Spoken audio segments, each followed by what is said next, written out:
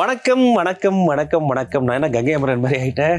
முதல் வணக்கம், தமிழ் வணக்கம். தமிழ் சொல்லிக் கொடுக்கும் முயற்சி, அதான் தினம் ஒரு சொல் நிகழ்ச்சி. நாம் அதிகமாக சாப்பிட்ற உணவுகளில் ஒன்றாக இன்னைக்கு மாறிவிட்ட ஒரு உணவு பீட்சாங்க. ஒரு காலத்தில் பீட்சா சாப்பிட்றதுங்கிறது ஒரு பெரும் கனவு.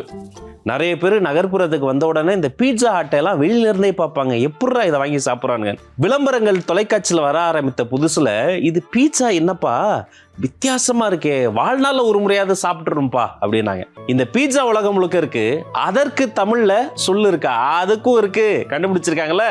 வாங்க பார்த்துடலாம். முதல்ல பீட்சா பேரை எழுதிக்கலாம்.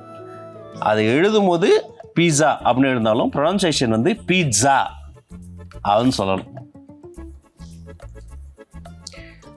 இது இத்தாலி, அதாவது இங்கிலீஷில் அது இட்லி அப்படிம்பாங்க. இத்தாலி நாட்டினுடைய கிட்டத்தட்ட ஒரு தேசிய உணவுனே சொல்லலாம். அங்கே இருக்கக்கூடிய வெதுப்பகம், அதாவது ஒரு அவன் போன்ற பேக்கரி போன்ற அமைப்பில் இருக்கக்கூடிய ஒரு உணவுங்க.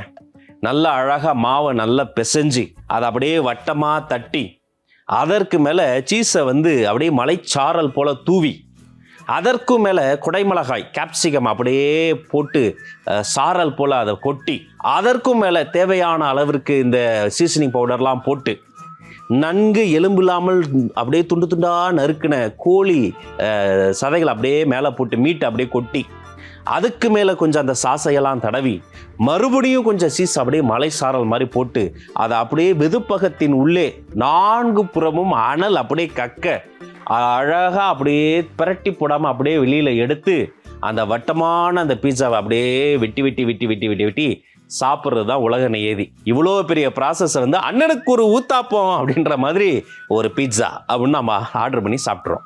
இப்படிப்பட்ட பீட்சான்ற பேரில் வந்து படமே வந்திருக்கு, சூப்பர் ஹிட் ஆயிருக்கு. விஜய் சேதுபதிக்கு டர்னிங் பாயிண்டே அதுதான்.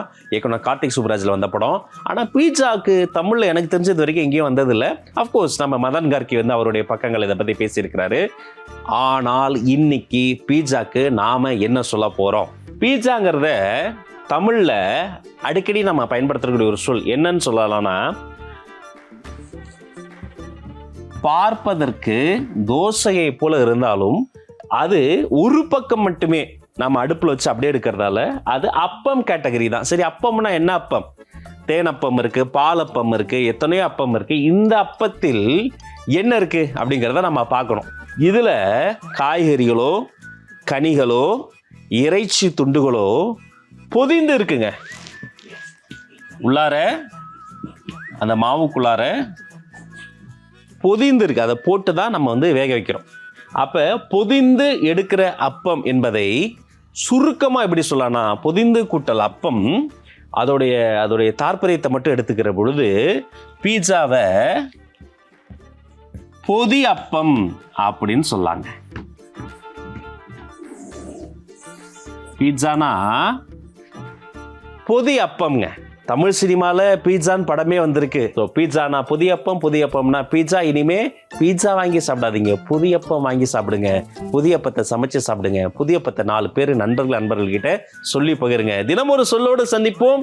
தினந்தோறும் ஒரு தூய தமிழ் சொல்லையாவது சிந்திப்போம். நன்றி, வணக்கம், டாட்டா மக்களே.